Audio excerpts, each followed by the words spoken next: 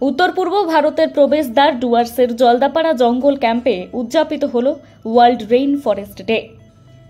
Eastern Dooars tourism development association এবং Alipurduar district digital press ক্লাবের যৌথ উদ্যোগে ওয়ার্ল্ড রেইন ফরেস্ট ডে উদযাপিত হল মাদারিহাট সংলগ্ন জলদাপাড়া জঙ্গলের পার্শ্ববর্তী এলাকায়। জানা গিয়েছে, ওয়ার্ল্ড রেইন ফরেস্ট ডে এই প্রথম উত্তর পূর্ব ভারতের প্রবেশদ্বার ডুয়ার্সের জলদাপাড়া জঙ্গলে উদযাপিত হল। এবছরের থিম হল ফরেস্ট অ্যান্ড ফুড। এই দিনটি প্রথম 2017 সালে প্রতিষ্ঠিত হয়।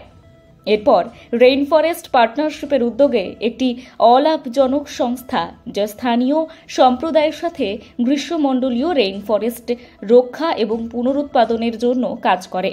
প্রতি বছর 22শে জুন বিশ্বব্যাপী মানুষ বিশ্ব রেইন ফরেস্ট দিবসে একত্রিত হয়। কেন রেইন ফরেস্ট গুরুত্বপূর্ণ এবং তাদের রক্ষা করার প্রয়োজনীয়তা তুলে ধরার জন্য। যেহেতু ফরেস্টকে পৃথিবীর ফুসফুস বলা হয়, তাই রেইন ফরেস্ট গ্রহের ভারসাম্য বজায় রাখার জন্য অত্যাবশ্যক। তারা প্রচুর কার্বন ডাই অক্সাইড গ্রহণ করে অক্সিজেন ছেড়ে দেয়, তাপমাত্রা স্থিতিশীল করতে সাহায্য করে এবং বিশ্বের 50%-এরও বেশি উদ্ভিদ এবং প্রাণীর জন্য একটি আবাসস্থল প্রদান করে। রেইন ফরেস্টের মূল্য অনেক, কিন্তু বন উজাড়, অবৈধ কাঠকাটা এবং খনিজ সম্পদ উত্তোলন এবং আরও কৃষি জমি তৈরির কারণে এগুলি ধ্বংস হয়ে যাচ্ছে। জলবায়ুগত পরিবর্তনের পাশাপাশি রেইন ফরেস্টের বিস্তার কমে গিয়েছে বলেই মনে করছেন আবহাওয়াবিদরা। ওয়ার্ল্ড রেইন ফরেস্ট ডে উপলক্ষে ইস্টার্ন ডুয়ার্স ট্যুরিজম ডেভেলপমেন্ট অ্যাসোসিয়েশনের সম্পাদক বিশ্বজিৎ সাহা বলেন, আলিপুরদুয়ার ডিস্ট্রিক্ট ডিজিটাল প্রেস ক্লাবের মাধ্যমে আমি এই দিনটির কথা জানতে পেরে এই দিনটি উদযাপন করার কথা ভেবেছি। তাই যৌথ উদ্যোগে এই দিনটি উদযাপিত হলো আজ। প্রতি বছর এই দিনটি উদযাপন করা হবে এখন থেকে। হচ্ছে যে ধন্যবাদ জানাচ্ছি আলিপুরদুয়ার ডিস্ট্রিক্ট ডিজিটাল প্রেস ক্লাবকে আজকে world rain forest day celebration করার জন্য আমাদের জলদাপাড়া লাগোয়া জলদাপাড়া জঙ্গল ক্যাম্পে একটা সিলেকশন করেছেন এবং বিভিন্ন যারা আপনারা দূরান্ত আলিপুরদুয়ার প্রায় সমগ্র আলিপুরদুয়ার জেলা থেকে বিভিন্ন জায়গা থেকে এসেছেন। প্রত্যেকে ধন্যবাদ জানাচ্ছি যে এই পবিত্র দিনে রেইন ফরেস্ট হচ্ছে আমাদের অনেকেরই ধারণা আছে বা কেউ ধারণা নেই।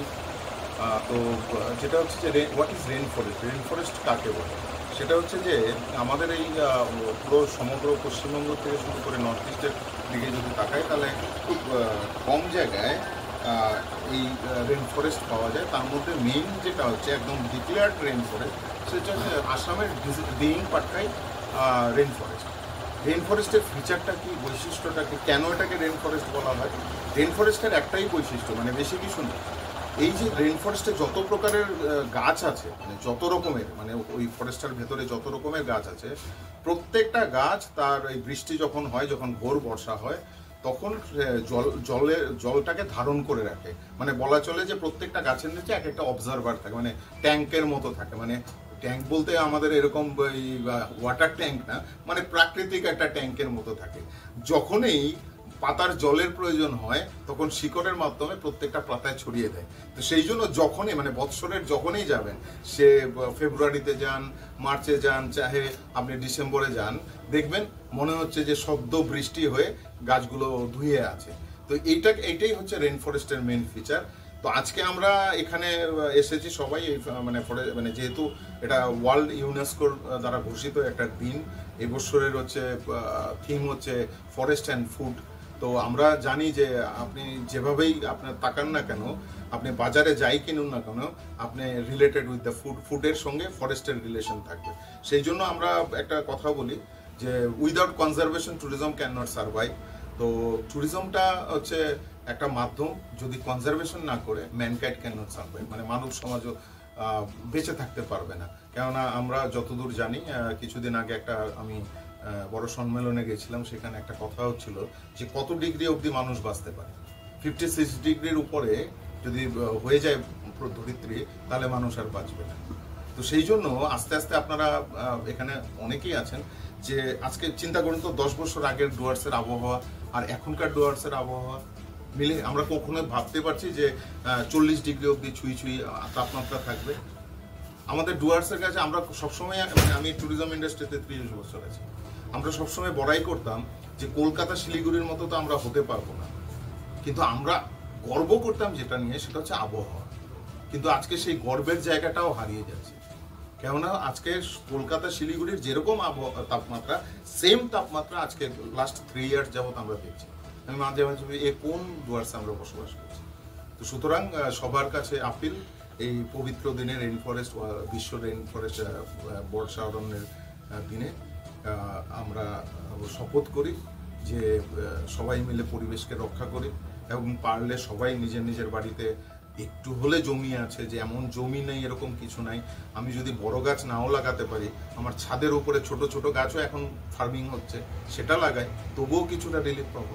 এটি এদিন উপস্থিত সাংবাদিক এবং স্থানীয়দের মধ্যে উন্নত প্রজাতির জাম গাছের চারা তুলে দেওয়া হয়। আলিপুরদুয়ার ডিস্ট্রিক্ট ডিজিটাল প্রেস ক্লাবের সভাপতি অনিল পাল বলেন, নমস্কার। আজ eastern Dooars tourism development association এবং আলিপুরদুয়ার ডিস্ট্রিক্ট ডিজিটাল প্রেস ক্লাবের যৌথ উদ্যোগে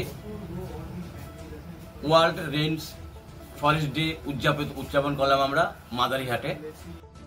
এদিন রেইন ফরেস্ট ডে উপলক্ষে আলোচনা করা হয় এবং জলদাপাড়া জঙ্গল পার্শ্ববর্তী এলাকায় সাংবাদিকরা ও ইস্টার্ন ডুয়ার্স ট্যুরিজম ডেভেলপমেন্ট অ্যাসোসিয়েশনের সদস্যরা বৃক্ষরোপণ কর্মসূচিও করেন।